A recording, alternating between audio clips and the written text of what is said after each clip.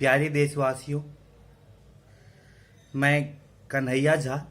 वैसे तो प्रोफेशन से एक फिजिक्स टीचर हूँ, फिजिक्स पढ़ाता हूँ। लेकिन जब समाज का ये मांग हो कि एक शिक्षक को कुछ बोलना पड़े तो उसे बोलना ही चाहिए। आज जैसा मेरे देश में हुआ है, पिछले 2 दिन से मैं देख रहा हूँ जिस तरीके से घटना घटित हुआ। एक तो रेप एक सबसे बड़ा अपराध है, और अगर उसमें हमारा समाज चुप हो तो ये सबसे अलार्मिंग सिचुएशन है किसी भी समाज के लिए। आज सबसे बड़ा दिक्कत जो है वो ये है कि लोग क्वेश्चंस ही नहीं पूछते हैं, क्वेश्चन पूछना ही वो भूल चुके हैं। आप जो भी सरकार है, जो भी सत्ता के अधिकारी हैं, आप सबसे क्वेश्चन पूछिए कि ऐसा क्यों हुआ, क्यों, कौन जवाबदेह है इसके लिए। पहले तो मनीषा का रेप हुआ। वो एक बेटी थी, बहन थी इस देश की। उसके बाद उसका गला दबाया गया, उसका रीढ़ का हड्डी तोड़ दिया गया, सब कुछ हुआ। और कौन किया, किसने किया, सब पता है। कंप्लीट एविडेंस सरकार के सामने है, फिर भी सरकार कुछ नहीं कर पा रही है। निडर होके सब अपराधी घूमते रहते हैं। क्या आप उसे फांसी नहीं दे सकते हैं? और फांसी नहीं दे सकते तो क्यों नहीं दे सकते? अगर संविधान में बदलाव करना पड़े तो कीजिए। आज कल अगर ये आपके बेटी के साथ होगा, जो भी सरकार में, सत्ता में, तो आप तुरंत संविधान को बदल लेंगे। लेकिन एक गरीब की बेटी आपके लिए महत्व नहीं रखता है। आप बोलिए, आप बस राजनीति करने आए हैं, नथिंग एल्स। तो मैं सब बेटियों से कहना चाहता हूं, सब बहन से कहना चाहता हूं कि आप अपने शास्त्र से सीखिए। आप, वो समय नहीं रहा कि कृष्ण आपको बचाने के लिए आएंगे। जब द्रौपदी का चिरहरण हुआ तो वहां पे कृष्ण आए थे उसे बचाने के लिए। लेकिन आज कोई वैसा बचा नहीं, आज कोई विदुर नहीं बचा, सब दुर्योधन हो चुका है। तो मैं एक ही चीज कहना चाहता हूं कि सुनो द्रौपदी, अब शस्त्र उठा लो। अब आप अपनी रक्षा खुद कीजिए। अब आपकी रक्षा करने कोई नहीं आएगा यहां पे। और सब दुर्योधन बन चुके हैं, विदुर कोई नहीं है। आज महाभारत में मुझे गुस्सा आता था उस सीन को देख के, जब वहां पे तमाम जो पावरफुल लोग थे वो बैठे हुए थे। भीष्म पितामह बैठे हुए थे, द्रोणाचार्य बैठे हुए थे, कृपाचार्य बैठे हुए थे। और वहां पे द्रौपदी का चिरहरण हुआ। सबसे पहला गलती तो वही हो गया था कि युधिष्ठिर, जो धर्मराज युधिष्ठिर थे, वो जुआ खेल के इनको जुआ पे लगाने का क्या अधिकार था कि अपनी पत्नी को जुआ पे लगाए। हार गए।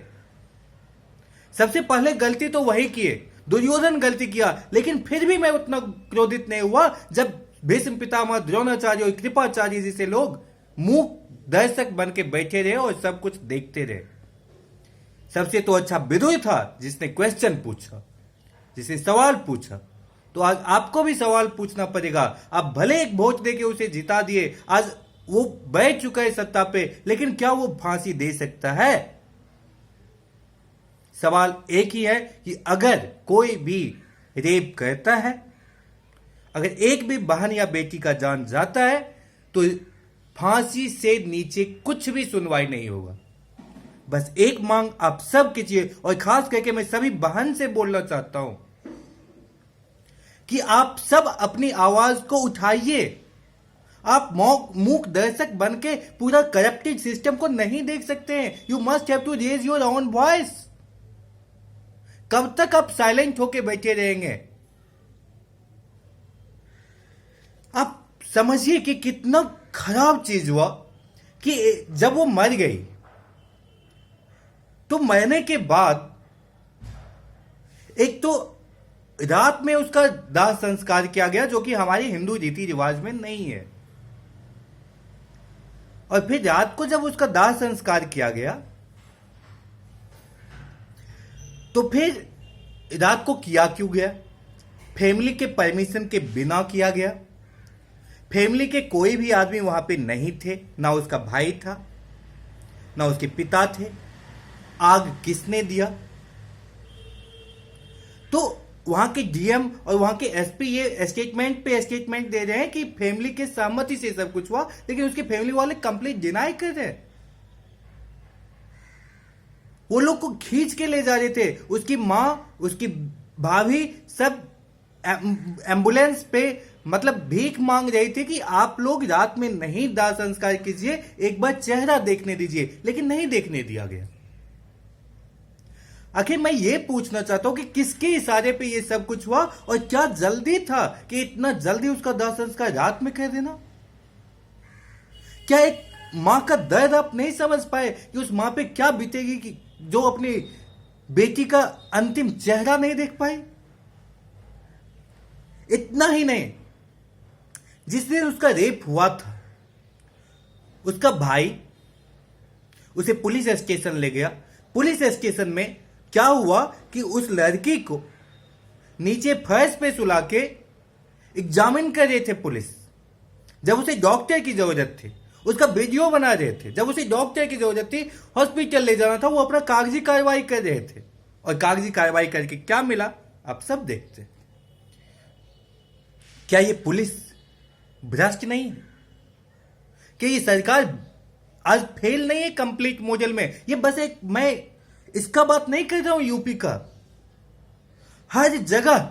आज राजस्थान में भी घटना आया तो भाजपा कांग्रेस पे ब्लेम करेगा, कांग्रेस भाजपा पे ब्लेम करेगा, और हम लोग ये भूल चुके हैं कि सब राइट तो हम लोग के पास है। आज किसी पुलिस का हिम्मत कैसे हो गया कि परिवार के पूछे बिना किसी का अंतिम संस्कार कर दिया जाए? गुस्सा आता है, और गुस्सा आना भी चाहिए। बस रेपिस्ट यहां गुनाहगार नहीं है, वो तो है ही। आप लोग जो पढ़े लिखे होके आप चुप हैं, आपका गुस्सा नहीं पूछा है, मतलब आप अगर चुप है तो आप भी गुनाहगार है। आज भीष्म पितामह चुप थे, जब द्रौपदी का चयन हुआ तो गुनाहगार वो भी थे, क्योंकि वो सक्षम थे, वो रोक सकते थे, इस सिस्टम को बदल सकते थे, लेकिन नहीं किया। आप चुप नहीं हो सकते हैं, क्योंकि कल हो सकता है कि कल आपकी बेटी हो, कल आपकी बहन के साथ ऐसा हो, कल आपके लिए कोई खरा नहीं हो सकता है ऐसा।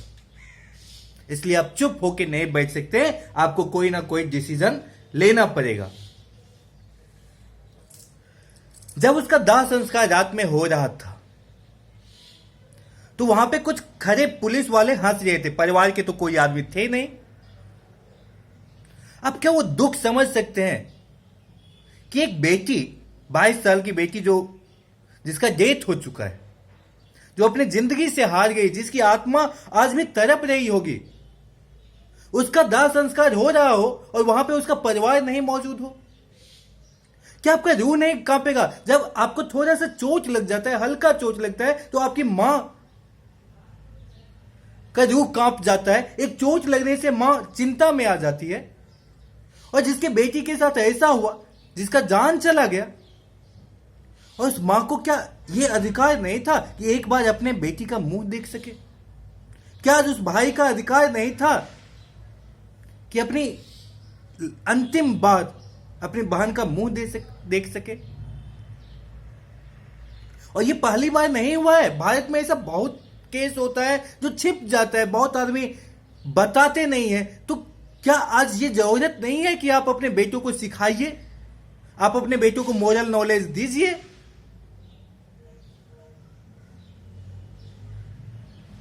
क्या आजकल पिता, क्या मतलब सब कुछ क्या बेटी की जिम्मेदारी है?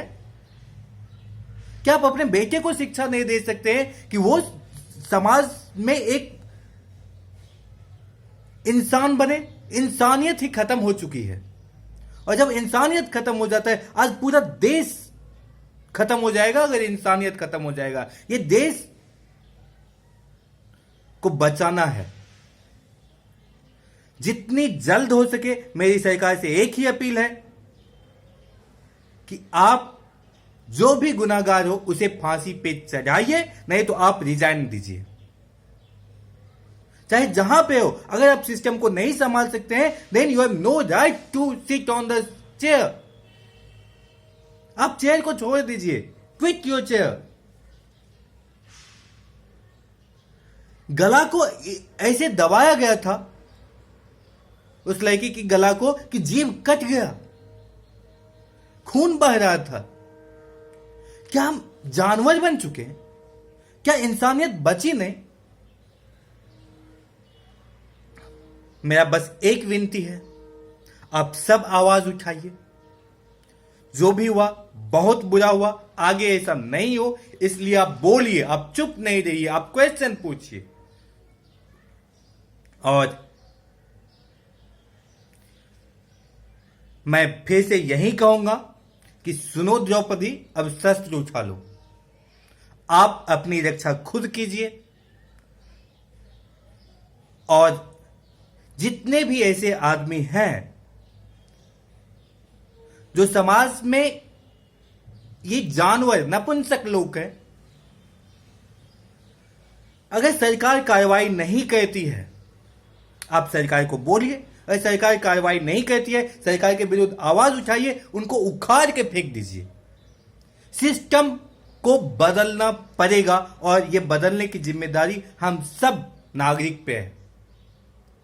तो बस एक प्रार्थना सरकार से भी कि आप जो भी अपराधी हैं, बस एक मांग है, फांसी। बस उसे फांसी दी जाए, तभी सिस्टम चेंज होगा। नहीं तो ये रेप होता ही रहेगा, हम मोमबत्ती जलाते ही रहेंगे। और मोमबत्ती जलाना तो मैं सीखा ही नहीं। अरे महाभारत में तो स्त्री का जब अपमान होता था तो महाभारत हो गया। मोमबत्ती जलाना मेरी सभ्यता में नहीं है। स्त्री एक देवी होती है, हम लोग उसका पूजा कहते हैं। दुर्गा पूजा आने वाला है, हम लोग पूजा कहते हैं, अर्चना कहते हैं उनका। तो आप सब एक हो जाएं, और अगर सरकार कोई स्ट्रिक्ट डिसीजन नहीं लेती है तो आपके हाथ में है, सत्ता को उखाड़ फेंकिए, आप चुप नहीं रहिए। धन्यवाद।